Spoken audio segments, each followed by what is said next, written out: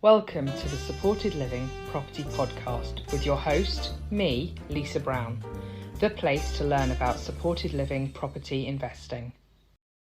Hi Christine, it's great to have you here today. How are you? Yeah, no, I'm fine, and thanks for inviting us. It's really good to be able to talk about this subject.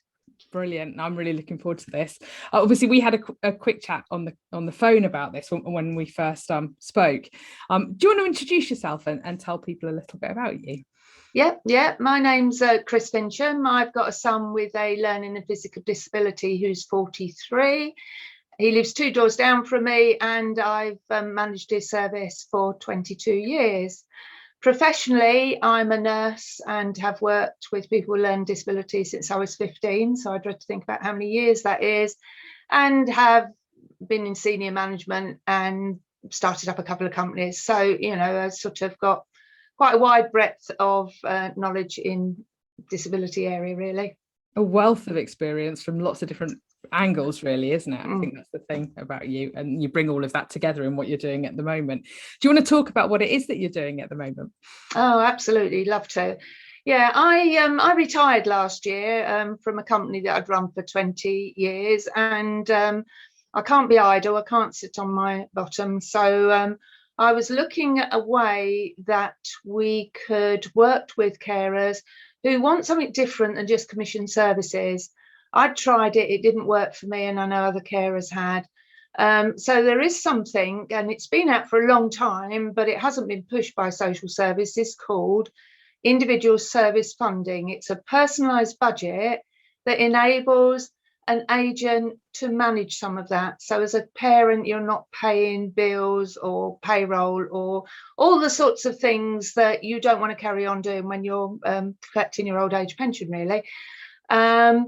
So I went out to a few carers and said, for me, I find that working with carers, they have a wealth of knowledge, they understand. How do you fancy starting up a co-op, and let's see where we go. So that was last August, and since then I've slowed the process down a little bit, I have to say, because it sort of felt like a deluge of people saying, what is it, where are we going? So we've got 40 members, so it's and our whole aim is to look at providing a different service through different type of housing, how we can get housing, and using personalised budgets through the individual service fund to enable parents to have a really good bespoke service for their person that they've cared for so many years, and want to make sure their life carries on and is like really valued and makes them feel good as well. So yeah, that's us. So you talked in there about commission services not working for people. Do you want to just explain what you mean? For obviously not for everybody, but for the people that you're talking about, what do you mean by commission services, Christine? Commission services are what social services pay for. They're usually provided by larger organisations, and the problem with that is that it comes as a package.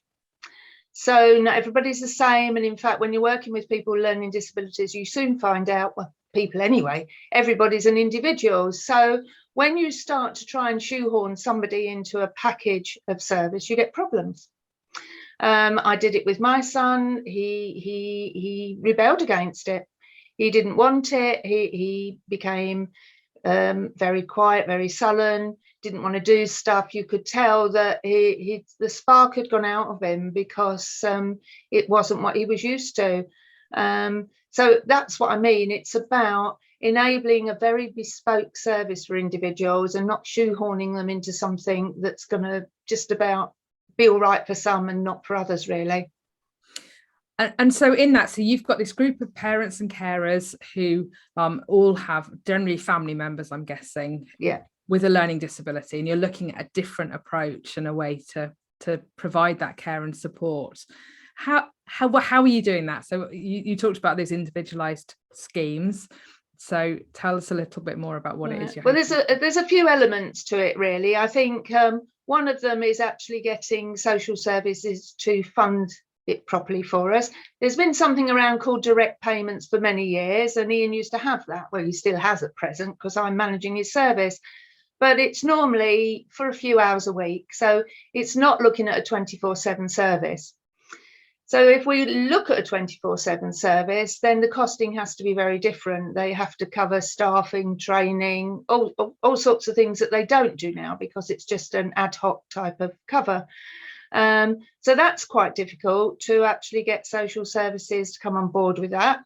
I do believe they are, because I think they want to, but I think they're a little bit frightened of how much more it might cost them. But so that's one part of it. And then the second bit of it is actually looking at the housing needs. So we've got a number of members presently. One did a buy-to-let, one's purchasing their own. A couple of people have got flats off of the council. A couple are going down the hold scheme. But it really is quite difficult, and it is the biggest stumbling block, really, is that. And then the other thing is, we're so involved with our young ones that we want to make sure that when we're not here, our wishes and the way that we work with them carries on. So there's this big thing about, we've called it a best interest member, but it's a sort of advocacy type thing, that we find somebody now, in my case, who would be a similar age to Ian, and bring them into the family and get them to know Ian and get them to know our ways. So as when we're not around, they're actually part and parcel of my son's life. And that is what all our members want. It's a big thing about making sure that, you know, it goes on when we're not here. And I suppose the other big that's thing, a massive concern, isn't it, for the majority of parents? Absolutely. You know, is that they know their child is, their young person, their child is going to outlive them, and therefore, absolutely, how do they make sure that they're well cared for? And because there's such a big role, and anyone who has never been part of this doesn't really understand the amount of time involved in advocating for someone to make sure their needs are met, that their best interests are served, that they're getting the payments they're entitled to. All of those things is a huge piece of work, isn't it? It takes a lot of time and energy, and I completely understand that concern about how that continues. So that best interest member is a really interesting model, I think, isn't it, for people to look at going forward. I'm just going to go back a little bit, because you mentioned the hold scheme, and obviously there'll be people here who are listening who won't be familiar with what that is. So if you could just explain what that is. Well, we came across it when we were looking at the different options, and there is an option for somebody who can't work, so they have a disability that doesn't enable them to work, to actually get a mortgage that will be paid for through benefits, and that works through housing associations.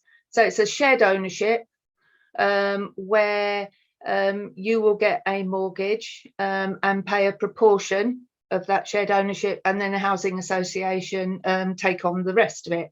So you land up with this sort of package where you get a mortgage for part of it, and housing benefit to pay the housing association for the bit you're renting. It has been going for many years, so it's not new, but it can be quite difficult. And I think in Hertfordshire, the problem that we're having is houses are very expensive. And the Homes England, we're working with a provider who's looking at providing hold mortgages, etc., to try and see if we can get more money down from Homes England for Hertfordshire, because it's not the same as up north.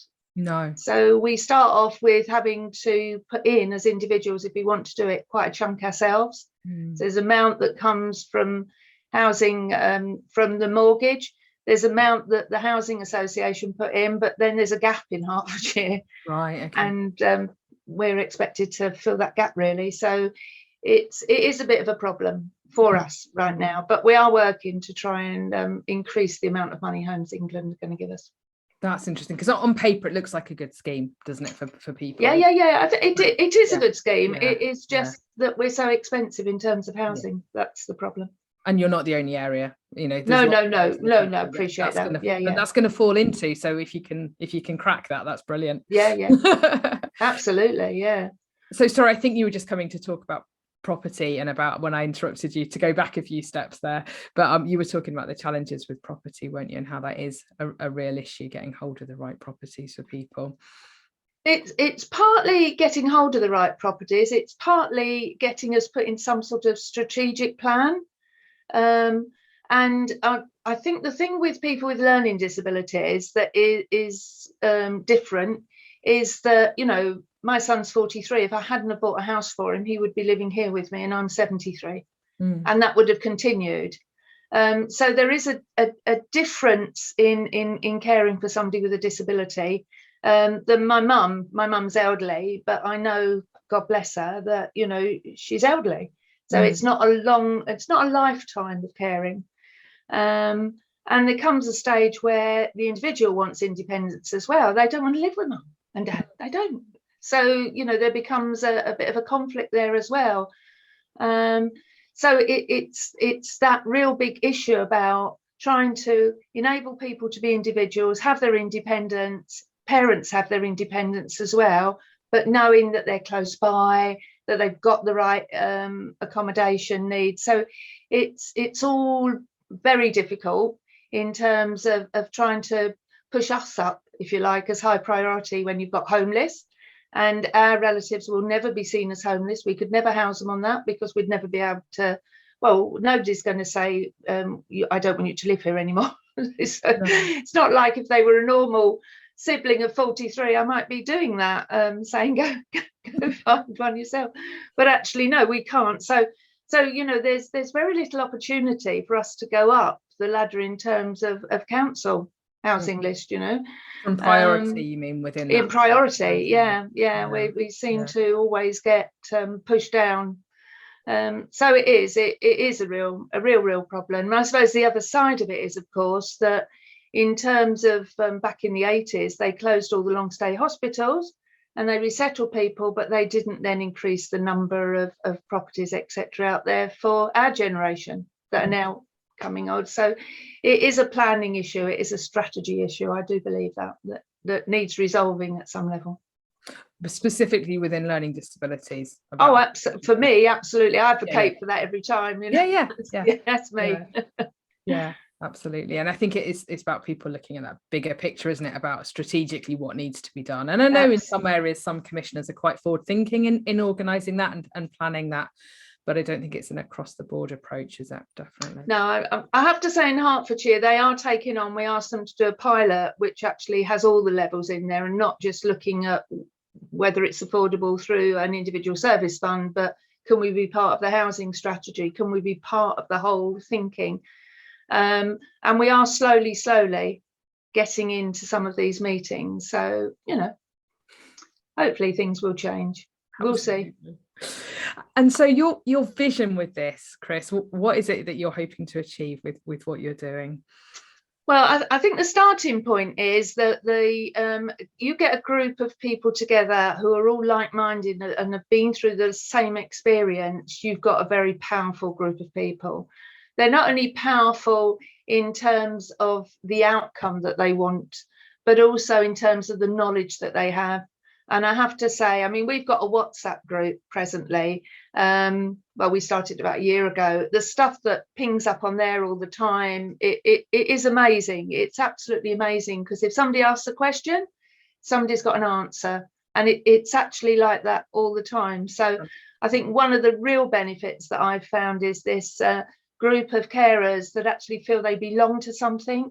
They actually feel that you know, we all understand when somebody says they're having a bad day. We say, we'll leave you alone today. We'll leave you alone this week, because what we know is, you know, that they've had enough. Something's going on, and they just need to be left alone. And then they'll come out and go, well, this is it. Can you help me with this? So the whole thing about getting a group of carers together has been amazing. I have to say, totally amazing. I mean, I've got 40 new friends I never had a year ago. Seriously, I didn't know any of them a year ago.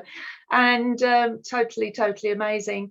And everybody wants the same thing. I thought I was the only one out there struggling to get this sort of individualised service for my son, and that everything was right for him. But there are 39 other people I know about now out there, and there's more. So I think the whole thing of the co-op is that the more we can get people involved in it, the more we can show them there's a different way of doing things, both for the individual members and for the council, because actually I think sometimes you get stuck in one way. It's difficult to move and people don't like risks and they don't like to take chances, but I think that we're a big enough group now, and we could be a lot bigger, as I said before, that we can show people that there is a different way of doing this, and we'll be there helping. We're not just dumping. We don't want to do that, or we'd go to commission services. We want to do this with our youngsters. We want to do it. So I think that's the power of the co-op, is that we're all single-minded to want to do something, and we're all helping one another achieve that goal. And that's what a co-op's about. I started it, but actually there are 39 other people behind me doing all sorts of things now. So it's the power of that collective voice, isn't it? It is, absolutely, absolutely. It is. And from the property point of view, when you're talking about individualized care and individualized property, you're talking about each of the individuals who need support having their own home, having a home that's right for them, and then having their own support package built around them. Is that what you're talking about, essentially? I think there are two things, really, because for my son, that's how it works, and that's how it, he 22 years, that's how he doesn't want to live with anybody else. But we do have members who've got lifelong friends that have been to school since they were 3. Because they had a disability, they started school early, and they probably preschool know one another all their lives. And there are some that actually say, well, they'd like to live together. So we do have some members that would like sort of to live together, but in the main it is mostly people living on their own. But it's then giving people the voice, isn't it? So that absolutely. And I think if you take the difference between a commission service and an individual service, you walk into somebody's house who's got an individual service, you're walking into their house. Everything around them is theirs. It's personalised. They employ their staff.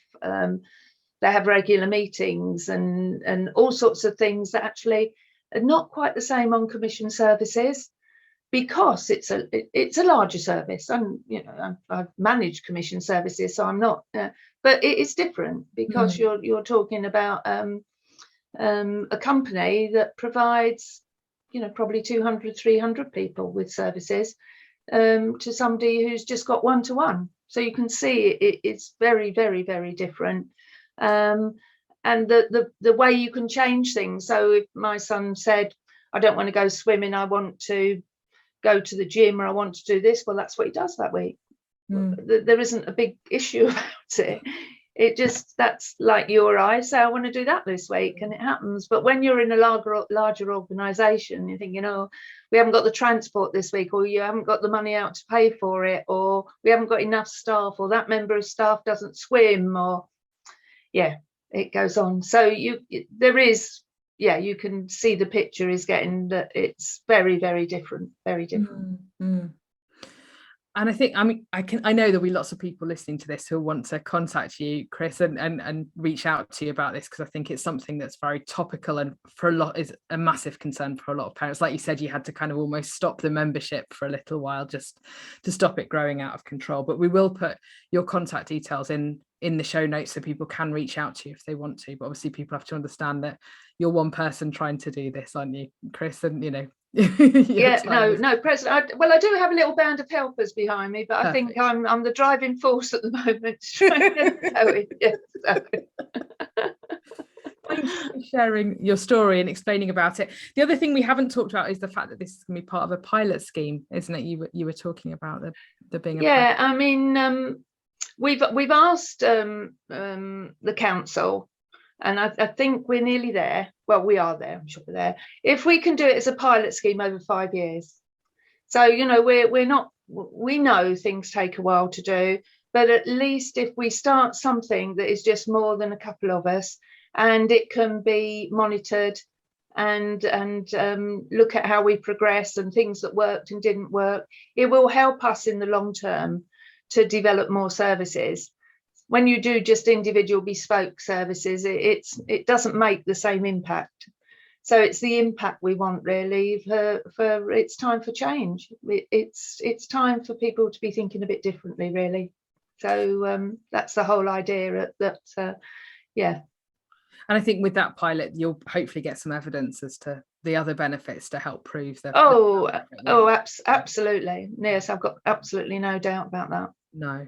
So yeah, that's great. We'll have to hear back from you in a couple of years' time, to hear how that's going. Absolutely. That would be great, Chris. If you'll come back and keep in touch with us, please let us know. But thank you for sharing your story and explaining that to us today. Thank you. You're welcome. Well, welcome. Bye, everyone. Thank you very much.